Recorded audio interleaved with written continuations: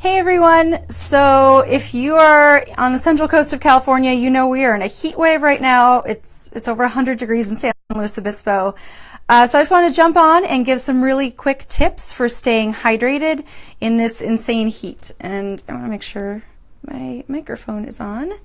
So hopefully you can hear me. So some quick tips. First of all, we want to make sure we're replacing fluids, period.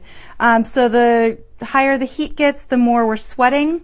And when we sweat, we want to make sure we're replacing that with water and electrolytes, because we're sweating out a lot of salt and potassium and different things. So we want to make sure that we're getting all of that back in as well. So I'll give some tips on that. Also, staying hydrated. It's not just about drinking water, although that's our best bet. Eating foods that have high water content are also really great for staying hydrated and can help you maintain hydration better, because carbohydrates bind to water. So if we're eating fruits and vegetables that have high water content, they're carbohydrate rich. So that carbohydrate is going to help us retain that water because they're going to bond to each other in our body. So eating things like, watermelon or other melons, pineapple, cucumber, apples, pears, leafy greens, radishes, anything that has a very high water density relative to its mass is going to be super hydrating. So have your smoothies, eat lots of fruits and veggies. That's going to be super helpful for staying hydrated. As far as beverages go, again, drinking lots of water. When we sweat or anytime that we're losing weight that is very quick, it's usually water weight. We're not losing a pound of fat a day, sorry to tell you. So a good rule of thumb is if you're sweating a lot, like if you're working out or something, if you were to weigh yourself before and after, so let's say you're out playing soccer for 2 hours and you're losing a bunch of sweat. The amount of weight that you lose is relative to the amount of water that you've lost through sweat. So if you lost a pound, that's a pound of water you need to make up for. So 16 ounces that you've dropped in weight means 16 ounces of fluids we need to add back in.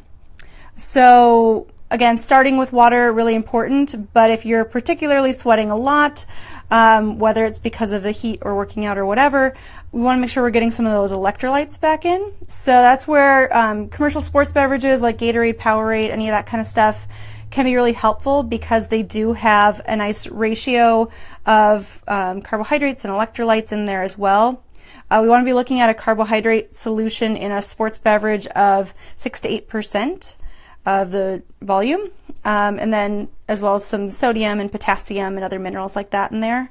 You can make your own really easy too, taking a big volume of water, adding a little bit of salt, like a 1/4 teaspoon, teaspoon, and adding some honey or some fruit or something to get some carbohydrates and potassium in there too. So it can be really easy. You could also cut fruit juice with water and add a little bit of salt to it. That would also work really well. So I hope those are helpful tips. Don't wait till you're thirsty to drink up in this heat. We want to make sure that you're staying hydrated. So lots of water, lots of water, lots of water, even if you're not really moving. Okay, hope everyone's staying cool. I wish we had air conditioning. All right, I will see you later. Oh, one last thing. So I've been updating my websites. We have some more, one more free course available. So in addition to the 4 basic eating disorder classes I have available for free online right now, I've also added a free course, it's only 11 minutes long, on how to be a better student. It's for any subject area.